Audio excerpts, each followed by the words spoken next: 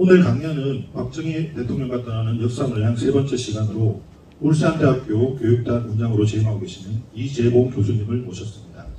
교수님께서는 미국 위스콘신 대학교 교육사회학 및 교육정책 박사학위를 취득하셨고 사회정의를 바라는 전국 교수 모임 공동대표로 재임 중이시며 한국비교교육학회, 한국다문화교육학회 이사 및 강사로 활동하고 계십니다. 오늘 박정희 대통령의 발전주의 국가 모델을 주제로 특강을 해주실 이재봉 교수님을 강단으로 모시겠습니다. 큰 박수로 환영해 주시기 바랍니다. 안녕하십니까. 제 이름은 이재봉이고요. 올라가세요. 네. 제 이름은 이재봉이고요. 저 가실 때 이게 포인트죠. 제자가 가운데 어입니다. 그것만 잊지 않으시면 됩니다. 감사합니다. 벌초하는 시기고요. 또 오늘 비도 많이 오는데 이렇게 와주셔서 감사합니다. 저는 박정희 대통령에 대해서 이렇게 많은 분들이 생각을 하시고 이러는 거에 대해서 깊게 생각합니다. 우리나라 현대사에서 위대한 업적을 가지신 대통령 두 분이 계시는데요. 이승만 대통령하고 박정희 대통령이라고 생각을 합니다. 그런데 끊임없이 우리가 혐오하는 그 반대 공작을 이렇게 접하는 이유는요, 분단이라는 상황 때문입니다. 한국 현대사에서 두 분의 대통령의 업적을 지으면 북한 찬양으로 바뀌거든요. 그래서 우리가 분단 상황에서는 끊임없는 이런 도전을 받게 될 겁니다. 이제 말씀을 좀 드리면은 오늘 제가 말씀을 드린 거는 서양에서 또 그리고 전 세계에서 국가 이론 중에서 동아시아 국가 모델이라고 있습니다. 특히 발전주의 모델이 있는데요. 제 개인적인 좀 사정을 설명을 드리면 저는 82학번입니다. 나이가 좀 많죠? 그리고 32살의 교수가 돼서 상당히 오랜 기간 27년 정도 울산대학교에서 한 학교에서 계속 근무했습니다. 그런데 제가 울산대학교를 일부러 가고 또 울산대학교의 전국적에서 가장 우수한 교수님들이 있는 이유가 있습니다.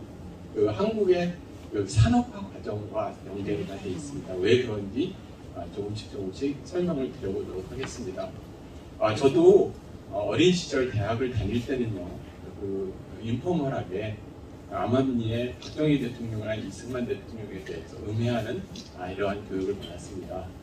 지금 현재로는요, 공식 교육도 음해하는 교육을 받고 또 비공식 교육도 음해하는 교육을 받기 때문에 과연 누가 두 분의 업적을 제대로 평가하고 평가할 기회를 가질까 이런 걱정을 많이 합니다. 저는 대학을 23살에 졸업을 하고요. 군대를 가기 전에 미시간 주립대학에서 석사 공부를 했습니다.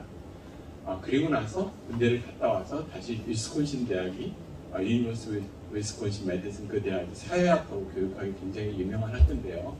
거기서 좌파 교육을 받으면서 점차 국가이론 그리고 대한민국 그리고 동아시아를 주목하게 됐습니다. 동아시아 내에서 대한민국 그러면서 제 학위 논문이 그 당시에 새로운 발전주의 국가 모델 이론을 갖다가 새로 만드는 작업이었습니다. 그때가 20대 후반이었고 30대 초반에 학위를 받고 바로 교수가 됐으니까요. 그러면서 저도 그렇게 공부를 좋아하는 스타일은 아니었는데 이 위대한 업적, 산업화의 업적 그리고 세 나라, 일본, 대만, 한국에 한 번도 없는 데서 발전하는 거 보면서 도서관에서 정말 감동해서 눈물도 많이 흘렸습니다. 그리고 왜 나는 이런 것을 국내에서 접하지 못하고 해외에 나가서 세계 유명 대학에서 결국 잡혀서 이렇게 공부를 하게 됐나? 이렇게 됐습니다. 그러한 설명을 이제 드리려고 합니다. 그때 이론화 작업했던 거, 그 이후에 어떻게 발달했는가를 설명을 드리려고 합니다. 이 글의 목적, 그러니까 이 오늘의 발표의 목적은요, 산업화 과정에서 국가의 역할에 대해서 설명을 드리고 특히 산업화 과정에서 박정희 대통령의 업적에 대해서 설명을 드리겠습니다.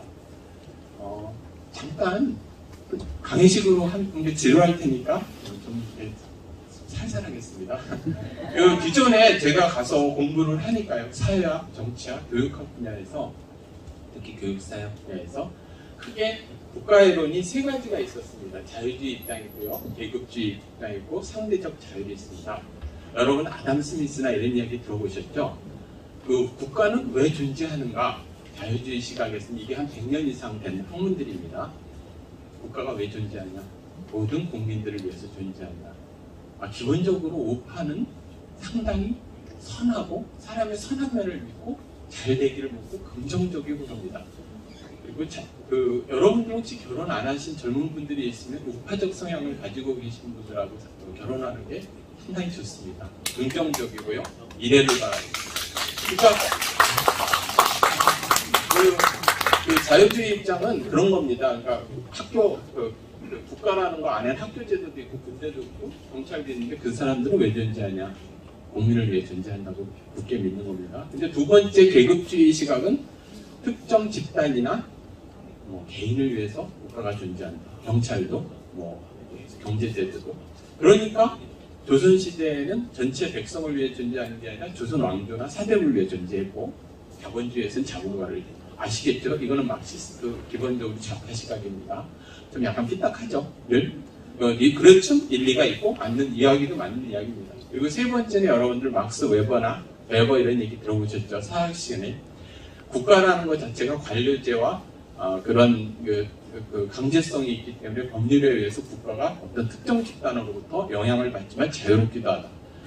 이것도 이제 현대적 개념이죠. 선거를 통해서 어떤 땐 노동자의 영향을 받고 어떤 땐 재벌의 영향을 받고 이렇게 이걸 가지고 우리나라나 전체적으로 동아시아를 설명하기는 어려운 점이 많았습니다. 그래서 이제 이거는 좀 잠깐 말씀을 드리면요. 그래서 이제 동아시아 국가 모델을 갖다 이제 개발하게 되는데요. 학자들이 그 전에 좀 국가와 반대 개념은 시민사회입니다. 여러분 재벌은 국가입니까? 시민사회입니까? 시민사회죠. 그럼 노동자는 어디입니까? 시민사회죠. 중산층은 어디에 속합니까? 시민사회죠. 그러니까 반대 개념으로 설명을 할 수가 있습니다. 그러면 우리나라 박정희 대통령 이전 시절 조선시대나 그 이전 시절에 대한민국을 규정할 때 강한 국가라고 설명을 합니다. 여기서 강한 국가는요. 좀 지루하십니까? 강의식으로 하지 말고 좀 재밌게 할까요? 네, 알겠습니다. 강한 국가라는 건 국가가 부강하다는 뜻이 아니라 시민사회에 대비해서 국가가 강하다는 뜻입니다. 여러분, 조선시대에 지주가 강합니까? 아니면 왕조가 강했습니까? 국가가 강했습니까? 당연히 국가가 강하죠. 왜 국가가 강했을까요? 시민사회가 발달하지 않았기 때문입니다. 우리나라 산업화 이전에는 변변한 중산층도 없었고 모든 국민들은 문맹률은 여러분 조선시대의 문맹률은 얼마나 될까 한번 알아맞혀 보십시오. 문맹률 97%, 8% 거의 기록이 되어 있지 않지만 양반계급 정도. 근데 일제시대가 지나고 나서 1945년에 문맹률을 체크하니까 얼마일까요? 48%. 이승만 대통령이 5개년 계획이 끝나고 난 다음에 문맹률은 얼마일까요? 95%가 문자 해독을 하게 됩니다. 근데 우리는 단 5년 동안에 이렇게 위대한 일들을 해냈습니다. 그건 차차 설명을 드리겠습니다. 하여간에 우리나라는 첫 번째 강한 국가라는 거는 그런 시민사회가 발달이 돼 있지 않았다는 뜻입니다.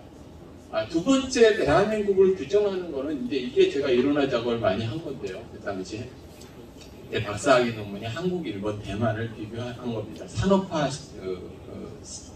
시기에 국가 역할이 무엇이었나 그리고 거기서 교육 정책이 어떻게 반영이 되었나 이런 겁니다. 그런데 이 세 나라의 공통점이 있습니다. 이 세 나라는 앞에 서양에서 개발한 세 가지 이론으로 설명할 수 없는 부분이 있는데요.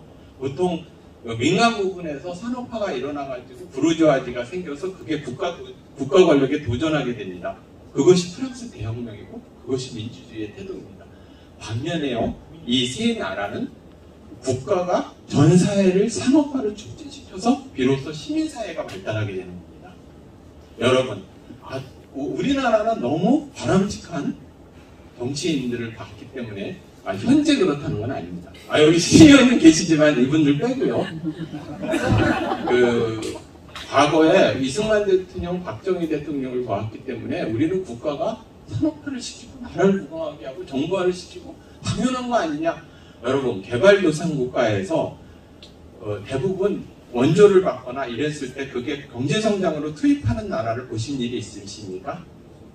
전 세계에 단 하나라도 본 일이 있습니까? 독재 권력을 여러분, 경제성장을 일으키고 국가를 발전을 시키면 곧 죽음을 의미합니다. 사회가 민주화되고 자유화되면은요, 시민사회가 생겨서 도전을 해서 자기가 죽습니다. 김정은도요, 개방개혁을 해가지고 지금 북한을 완전히 개방해서 경제성장을 이루어서 어느 정도 성과를 거두면 김정은 정권은 탄탄해질까요? 아니면 몰락할까요? 그런데 전 세계에 유일하게 대한민국은 반대로 갔습니다. 그것은 정말로 여러분 자랑스러운 역사입니다. 그것이 얼마나 위대한 것인가. 이것은 이 세 나라가 비슷한 그 경험들을 하는데요.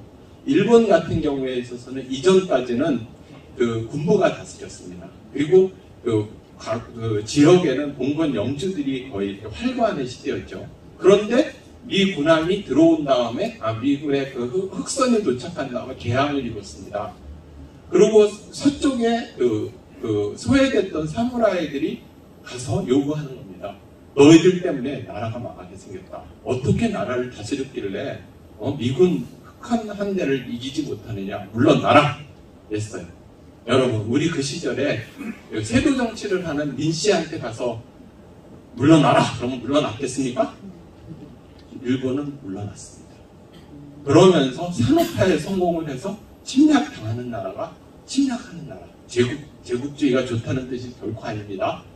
나라를 서양을 따라잡기 위해서 부강하게 만드는 그걸 산업화 정책을 했습니다. 대만은 여러분들 공산당하고 국민당하고 싸우게 됐죠. 누가 이겼습니까?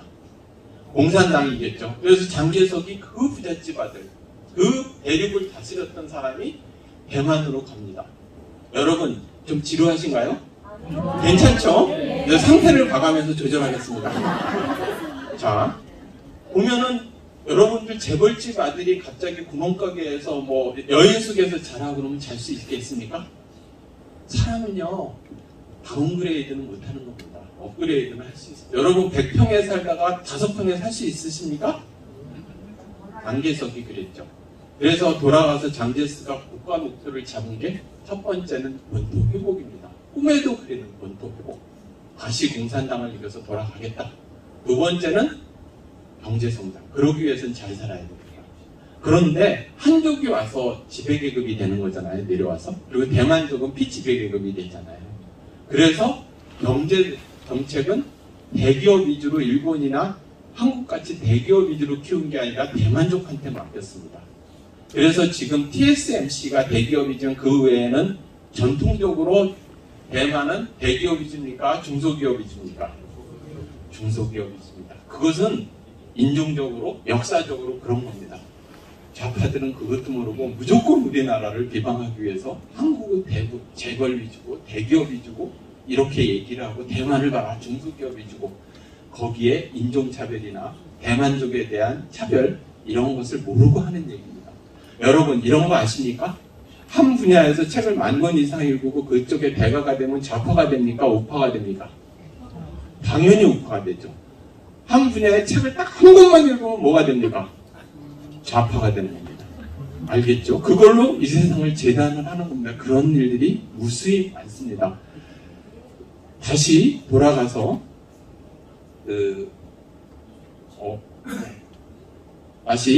그런데 이제 일본을 가면은 일본은 고시라는 제도가 있었죠.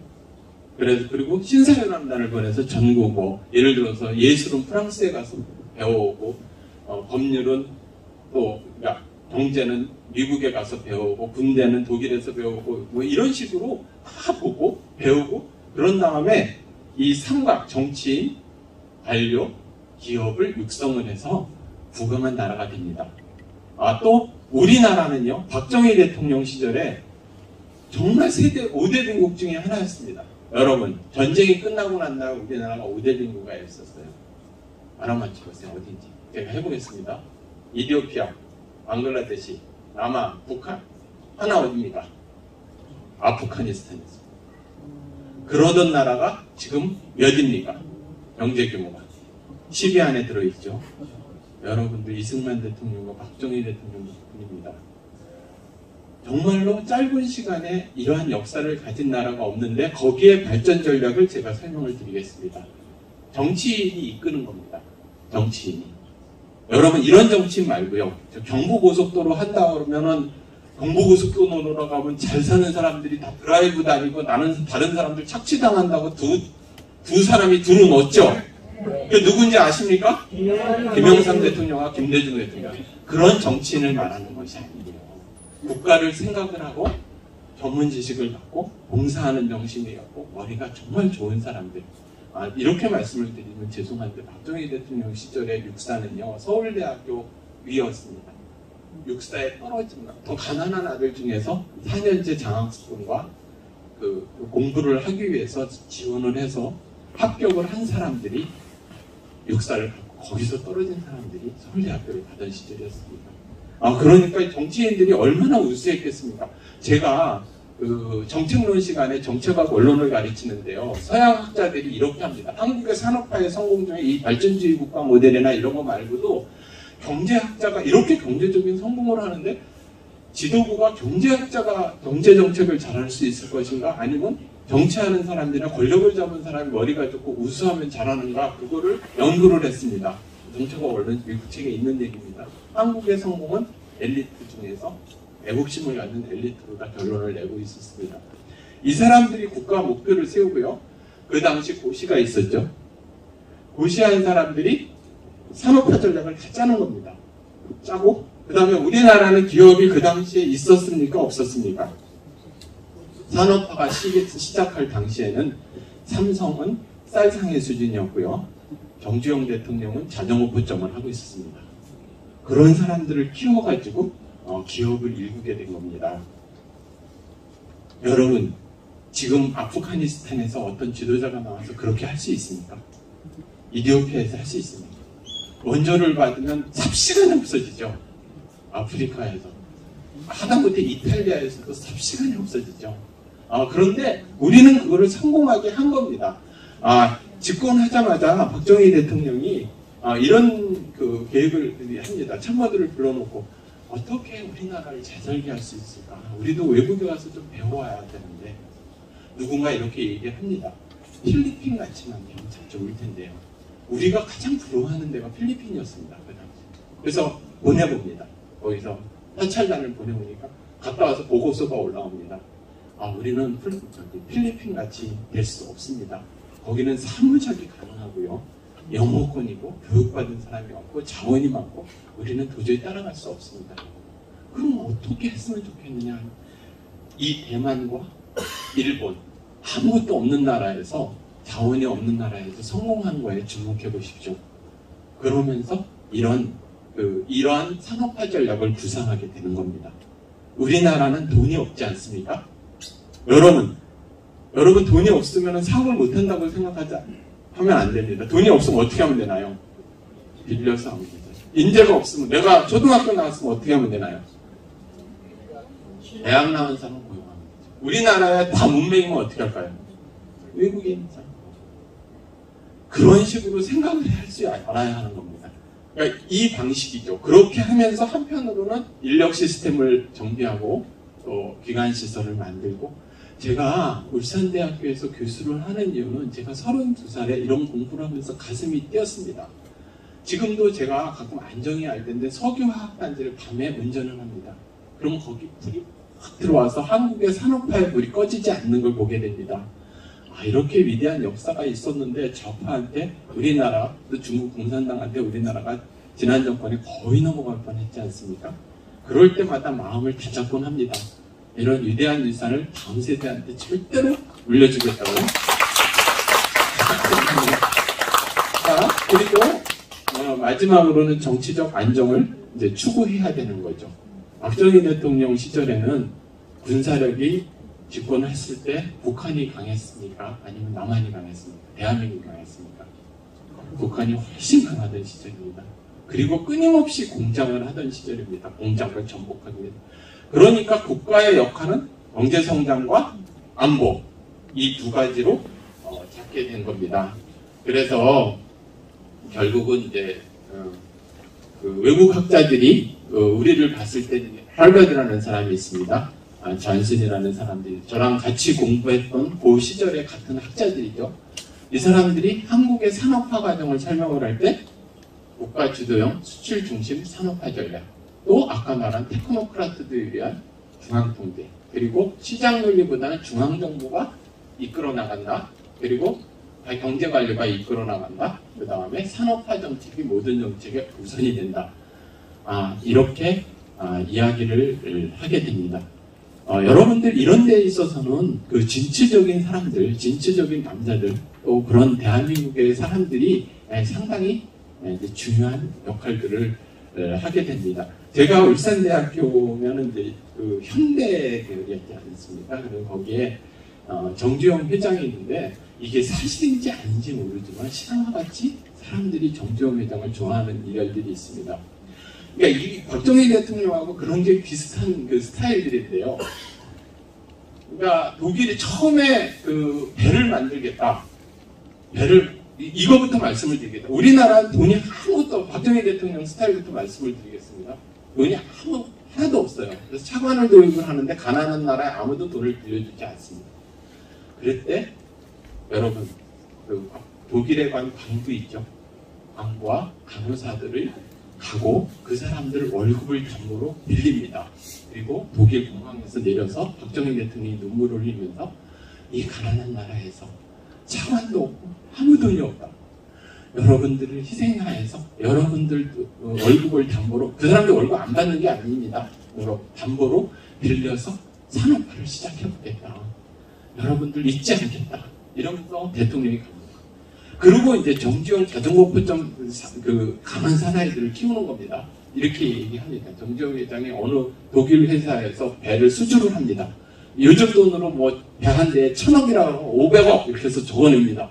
나머지 그 회사들은 970억, 850억, 1200억 이렇게 하는데 어디서 반값으로 딱 내는 데가 있어요. 그래서 아니 이 회사가 도대체 어딘지 한번 알아봐라.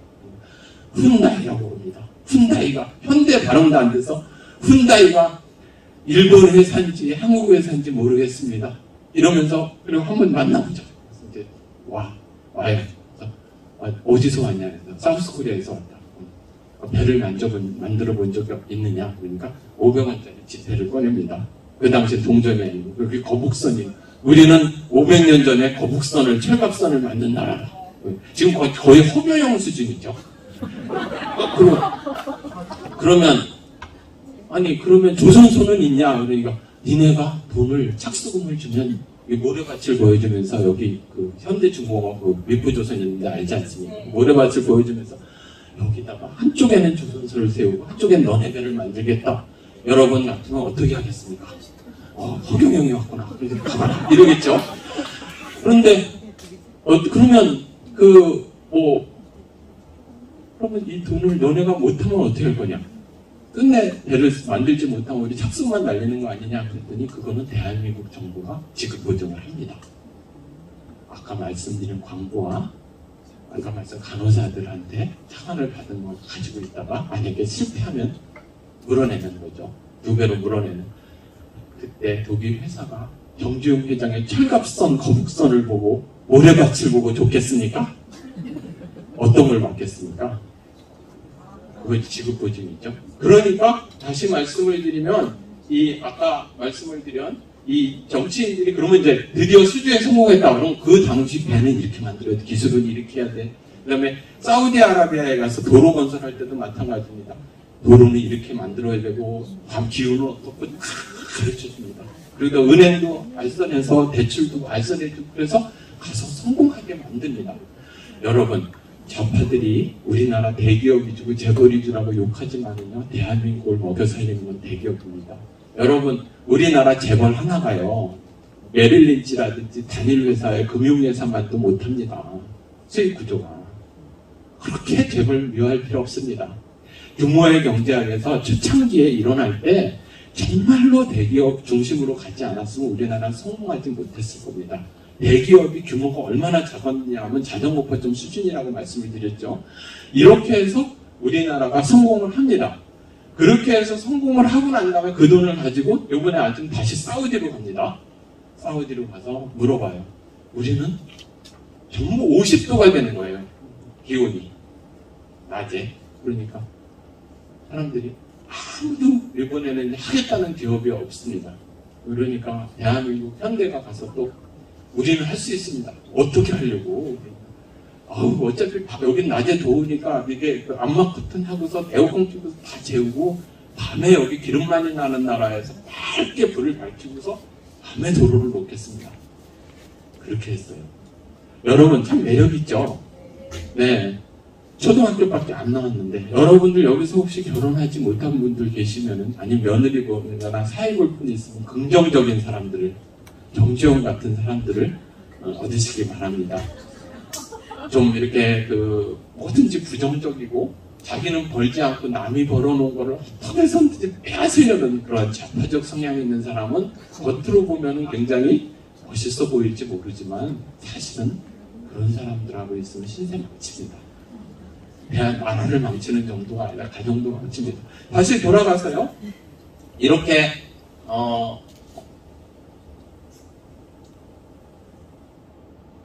이렇게 이제 박정희 대통령 최악의 조건에서 시작을 했지만 그 밑바탕에는 이승만 대통령의 위대한 업적이 있었습니다. 여러분 좀 지겨우신가요? 그럼 이승만 대통령으로 지겨울 만하면 이승만 대통령으로 돌아가면 정말 가슴이 다시 뛰는 거니까 말씀을 드리겠습니다. 여러분 우리나라가 1948년에 드디어 건국을 하게 되는데 대한민국의 건국 정신은 저는 세 가지로 생각을 합니다. 첫 번째는 자유민주주의 체제 확립.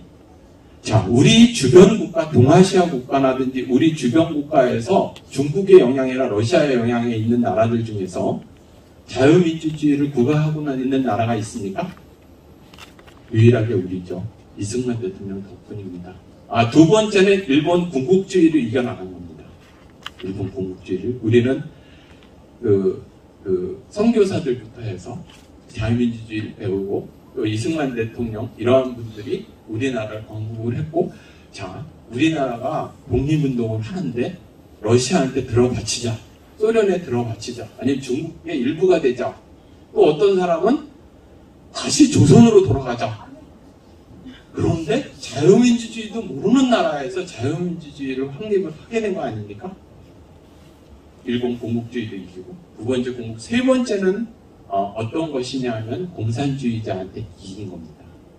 여러분 대한민국의 임시정부나 그 이후의 모든 것들에 있어서 해방의 정국이 만약에 공산주의자들한테 졌다 하면 여러분들 지금 어떻게 살고 계시겠습니까? 후조선이죠. 후조선이죠. 후기 조선사회죠. 2, 3%가 다스리고 나머지 여러분 선교사들이 구한 말에 조선에 도착했는데 역사박물관이 있었습니까? 없죠. 미술관이 있었습니까? 공공도서관이 있었습니까? 공공화장실이 있었습니까?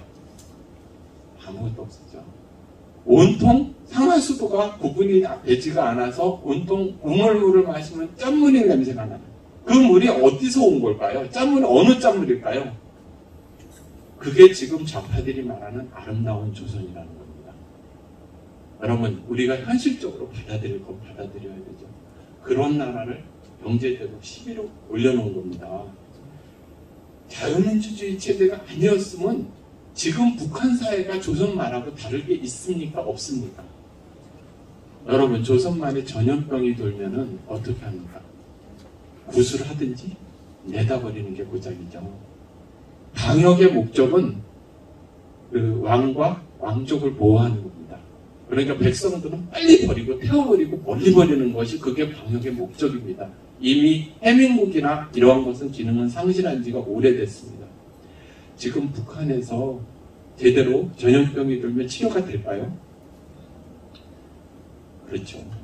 우리는 아찔하는 순간 이 좌파가 이겼으면 이승만 대통령이 아니었으면 어떻게 됐을까 이런 생각을 합니다. 이승만 대통령 또 더욱더 훌륭하셨던 것이 무엇이냐면은 그 문맹 퇴치 운동이 있습니다. 정말 여러 가지 운동 중에서 단지 5년 동안에요.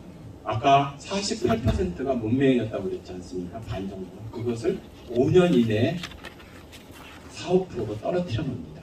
그리고 의무교육 실시해서 초등학교가 95% 이상 가게 만듭니다. 그러니까 아무것도 없고 절망적인 상황이지만 박정희 대통령한테 물려받은 것들이 이겁니다. 이승만 대통령은 제로에서 시작했고 박정희 대통령은 0.5에서 시작했습니다. 100 중에서. 이 유산들부터 해서 그나마 한글은 아는 사람 국민들 속에서 그리고 자유민주주의 체제에서 시작하게 됩니다. 아까 말씀을 드린 관료가 기획하고요. 기업을 육성하고 국민운동을 전개하고 차관을 도입을 해서 하고. 지겹습니까? 아니요, 제가 조금만 더 할게요. 예, 그래서 좀 더 구체적으로 말씀을 드리면 아까 말씀드리는 그러한 걸로 다 이제 말씀을 드리고요. 박정희 대통령의 국가 역할은 첫 번째는 경제 성장이고요. 두 번째는 안보고 마지막은 교육입니다. 여러분들 우리가 흔히 뭐 반공이라든지 뭐 시대에 뒤떨어진 뭐 이러한 이야기를 굉장히 많이 하는 사람들이 있는데요. 그 당시에 우리가 국가 역할 중에서 아까 경제 성장하고 교육은 나중에 말씀을 드릴 거니까 안보를 먼저 말씀을 드리면 끊임없이 공산 침략이나 공산화의 위협에 있으면서 반공을 철저하게 하지 않는다. 이러면 나라가 어떻게 될까요? 지금 현재의 모습이 되겠죠. 현재의 모습이 되겠죠. 그 당시에 그 반공으로다 국가 역할을 두 번째 잡은 거는 정말로 당연한 결과입니다. 그래서 앞에까지는 경제정책을 이렇게 추진을 해서요. 우리나라가 세대 5대 빈국에서 10위권 안에 드는 기반을 마련하게 된 겁니다. 이것을 발전주의, 말씀해 보십시오. 뭐라고요? 네자로 발전주의 모델이라고 합니다. 다시요. 발전주의 모델. 영어로는 Developmental State예요. 발전주의 국가 모델입니다. 이것이 굉장히 유명해서요. 지금 전 세계에 수십 개에 있는 나라들이 발전주의 국가 모델을 개발도상국에서 산업화 전략이나 경제성장 정책으로 쓰고 있고요. 심지어는 사회주의 국가에서도 모방하는 모델입니다. 거기서 이제 좀 교육에 대해서 얘기를 하면 그 나라가 부강하는 데 있어서는 정신무장이 중요하고 합리적 사고가 중요하다. 옛날에는 병이 들면은 구술했지 않습니까? 그것이 아니라 전염병을 원인을 알고 어떻게 치료하고 어떻게 방역을 하고 이런 생각을 하게 되는 거죠. 그게 구체적으로 나타나는 게 새마을 운동입니다. 그 새마을 운동이 나중에 새마을 교육정책으로 바뀌게 되는데요. 한마디로 말해서 정식 계몽운동이고 박정희 대통령이 1970년대에 지방장관회의에 가서 우리 스스로 우리 마을을 우리 손으로 가꾸자는 운동을 해보자 이렇게 된 게 새마을 운동의 시작이 된 겁니다. 그래서 이제 좀 더 구체적으로 학교 새마을 교육, 사회 새마을 교육, 새마을 기술 교육을 하게 됐는데요. 마을의 상수도 시설을 만들고 우물을 개량하고 지붕을 개량하고 위생 상태를 하고 청소를 하고 이런 것도 중요하지만요. 제일 중요한 것은 하면 된다. 우리는 반드시 할 수 있다. 이러한 것을 갖다가 이렇게 정신을 갖다가 고취시키는 겁니다. 여러분, 조선시대에 많은 조선 말에 선교사들이 와가지고 백성들이 일하지 않고 그리고 국민들이 대부분 그걸 한다. 노력을 하고 아무 희망이 없다. 그러지 않겠습니까? 아무리 해도 다 착취당하니까요. 그런데 내가 모르는 것은 내가 갖게 되고 내가 내 자식을 공부시킬 수 있고 나는 성공할 수 있다. 그러면 어떻게 달라질까요? 정말 열심히 일하겠죠. 그래서 이게 위대한 겁니다. 긍정적인 사고를 하게 되는 거. 나는 내 주변을 바꿀 수 있다. 나는 이 세상을 바꿀 수 있다. 그리고 나 자신을 바꿀 수 있다. 여기서 시작입니다. 여러분, 이승만 대통령이 우리나라 자유민주주의를 처음 시작했을 때 문맹률이 어떻다고 그랬습니까? 조선 말에 97%입니다. 그리고 온통 좌파 세상이었습니다. 그 당시 미 군정기 때 여론조사를 해보니까 나는 사회주의나 공산주의를 지지한다라는 게 국민의 70%였습니다. 지금 문재인 정권이 나라를 이렇게 수많은 빚더미 그리고 거의 매국짓을 해서 나라를 이렇게 망쳐놨는데 지금 이승만 대통령이 처음 시작했을 때가 어렵습니까? 객관적으로 우리 지금 현재가 어렵습니까? 여러분 상대가 되지 않을 정도로 그때가 더 어려웠습니다. 그러니까 우리도 이겨낼 수 있습니다. 여러분이 할 수 있습니다. 여러분들 하나하나가 마음을 긍정적으로 하지만 정말 할 수 있습니다. 그것이 생활교육의 가장 중요한 정신개몽 운동이라고 저는 할 수 있다고 생각합니다. 다시는 가난한 나라를 후손들한테 물려주지 않겠다. 가정에서는 반드시 잘 살게 해서 우리 후손들이 교육도 받고 잘 살게 해서 당하고 살지 않게 하겠다.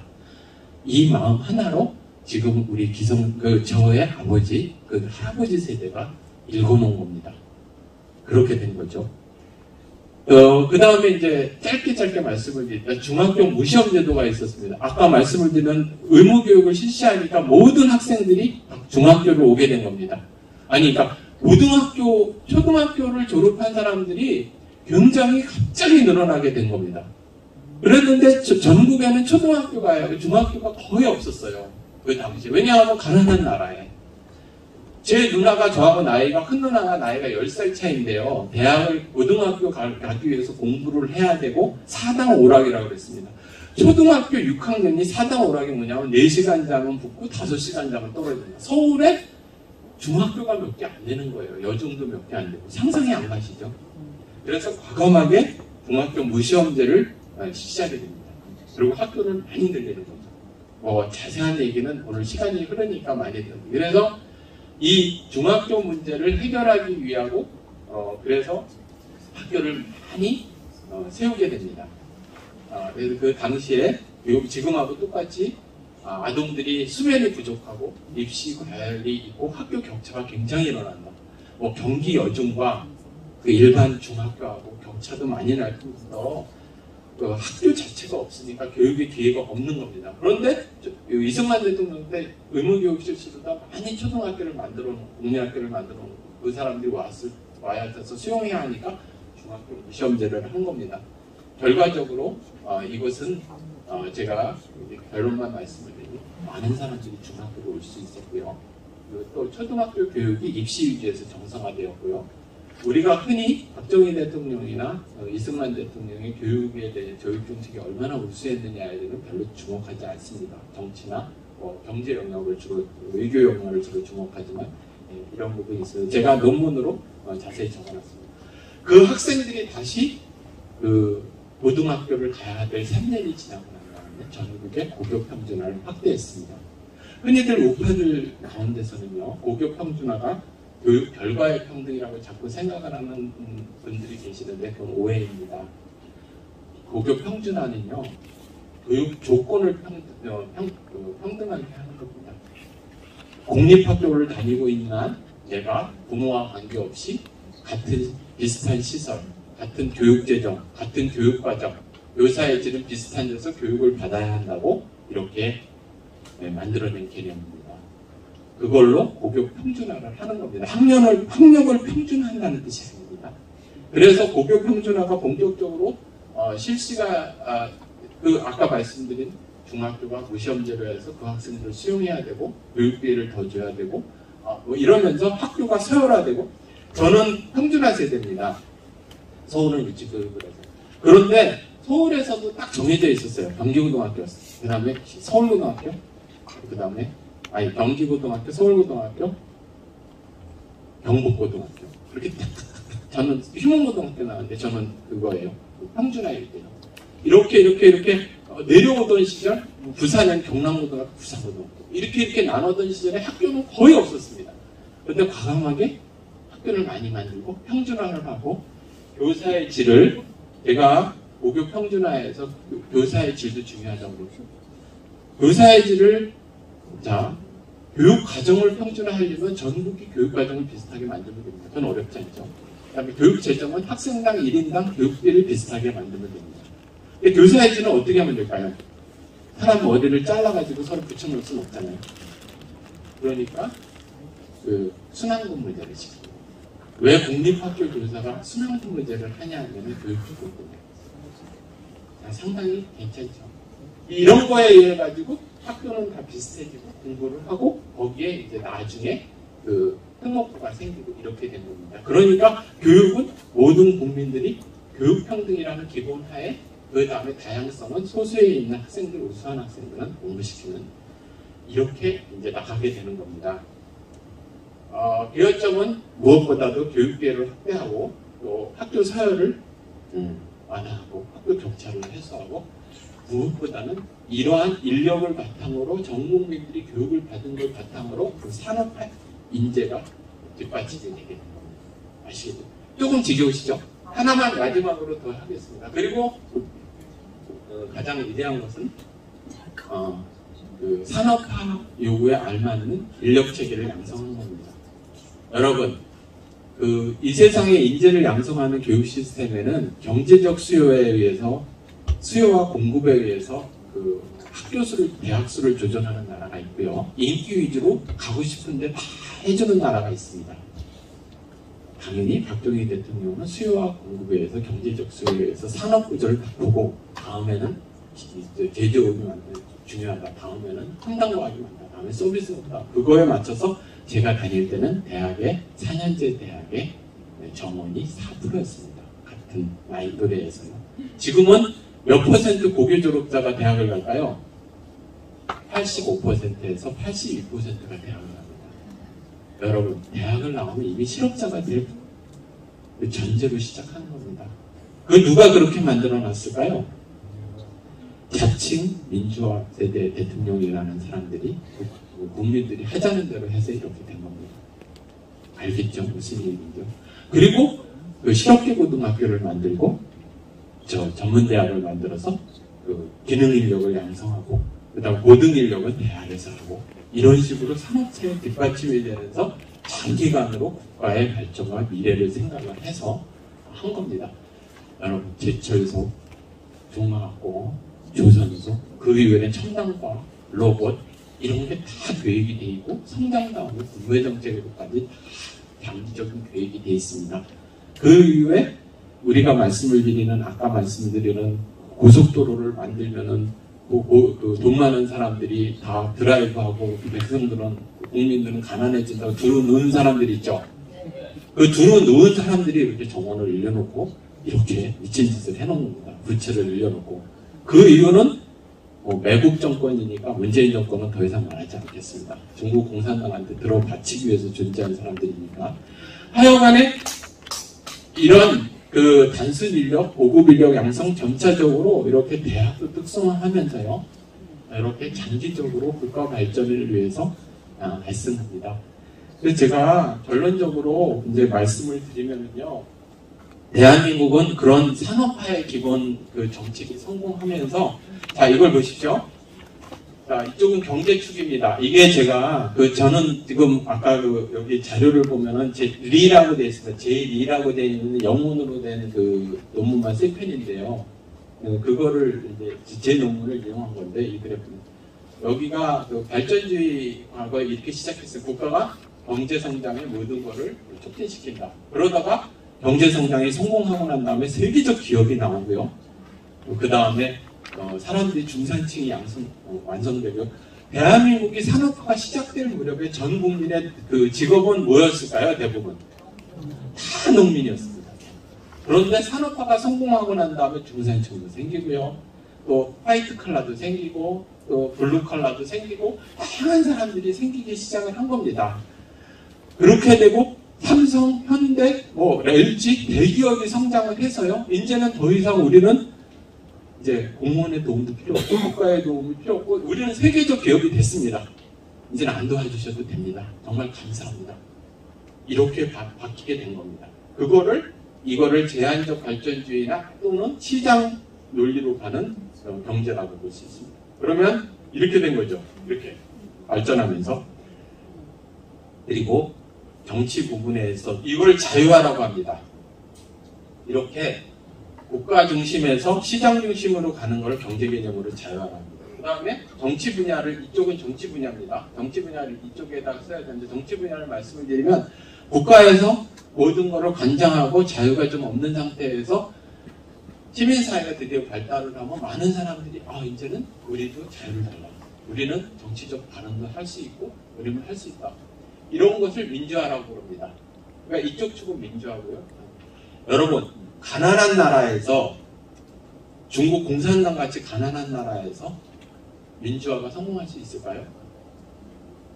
가난한 나라에서, 이디오피아에서, 이디오피아 죄송한데, 여기 이디오피아 분 안 계시죠? 이디오피아에서 민주화 성공할 수 있겠습니까?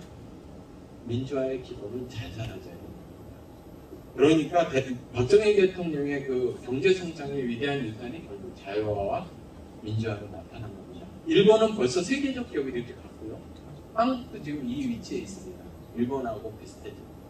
근데 대만은 아까 말씀을 드렸지만 어떤 문제가 있다고 그랬습니다. 한족과 대만족의 갈등이 있다고 그랬죠. 그래서 정치 부분이 되게 늦습니다. 원래 중국 사람들이 경제 운영을 참 잘해요. 그래서 경제 부분은 빨리 성장하는 반면에 권위주의에 머물 때 최근에 이렇게 오고 아시겠죠? 이 그래프를 좀 잘, 이게 우리나라가 민주화도 되고 자유화도 되는 그러한 밑거름은 박정희 대통령 시절의 발전주의 국가 모델이고 경제 성장 정책이었다는 것을 말씀드리겠습니다. 자, 제가 조금만 한 3분에서 5분만 말씀을 드리겠습니다. 지금 그럼 우리가 해야 할 일이 무엇인가? 우리가 박정희 대통령 시절 같이 돌아가서 국가 모델을 대통령이 정하고 그다음 공무원이 일사불란하게 움직이는 그런 모델은 이제는 아니죠. 왜냐하면 이제는 워낙 사고가 다양화되고 자유화되기 때문에 새로운 모델. 그러니까 우리 성장 동력을 찾으면서 그러면서 외교적으로는 이 한미일 이런 것도 분명히 하고 또 실용 외교를 하면서도 국가에 대한 경제 성장도 잘 하면서도 스스로 가게끔 해야 되는 그런 정책을 해야 되는 거죠. 그리고 무엇보다 중요한 거는 자유민주주의제가 심대하게 도전을 받지 않았습니까? 지금 현재도 그렇죠. 여러분 지금 이런 강의를 하고 다니면 나보고 나쁜 놈이라고 볼 겁니다. 좌파들. 요즘 좌파 세상입니까? 우파 세상입니까? 좌파 세상입니다. 우파는 대통령 하나 바뀌었는데 대통령이 우파인지 좌파인지 잘 모르겠는데 우파로 열심히 노력을 하고 계시는 것 같더라고요. 그러니까 여러분들이 정말로 우리나라 자유민주주의가 유지되도록 정말 애쓰셔야 합니다. 정말 애쓰셔야 합니다. 그리고 우리 사회 암암리에 있는 반대한민국 세력이 있죠. 그러니까 우리 대한민국을 북한에 들어갇히려는 세력, 동중파. 그 다음에 우리 대한민국을 중국 공산당한테 들어바치는 종중파. 아까 종북파, 종북파. 종중파, 동북파, 종중파가 분명히 대한민국에 존재합니다. 이 사람들의 끊임없는 공작을 막아내야 됩니다. 그 사람들은 진보를 가장해서 대한민국을 정복하려고 하고 있습니다. 여러분, 이 부분에 대해서 두려움을 갖지 마십시오. 우파가 말씀을 드렸죠. 그 분야에서 전문가나 최고의들은 좌파라 그랬습니까? 우파라 그랬습니까? 우파라 그랬죠. 책 한 권 읽으면 뭐라고 그랬습니까? 좌파라고 그랬죠.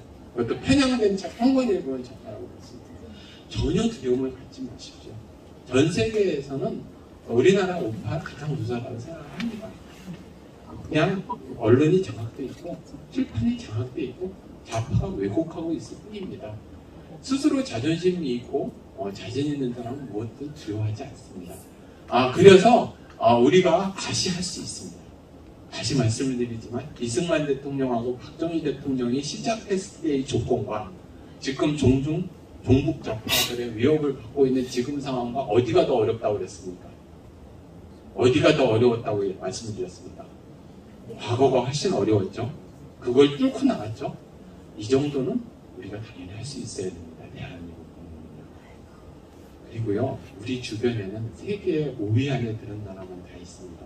아니라는 생각을 하지 마세요. 여러분 인도 차이나 반도에 가면은 여러분 우리나라 정도의 국민성과 우수한 사람들이 있으면 완전히 거기서 최고가 됐겠죠. 아프리카에 가 있으면 어떻게 됐을 것 같습니까? 거기도 최고죠. 그렇지만 우리 주변에는 일본, 러시아, 중국, 공산당 있습니다. 어떻게 보면 더 도전해 볼 만하지 않습니까? 우리 센 데서 이겨나가보도록 하십시다. 알겠죠? 네, 여러분 감사합니다.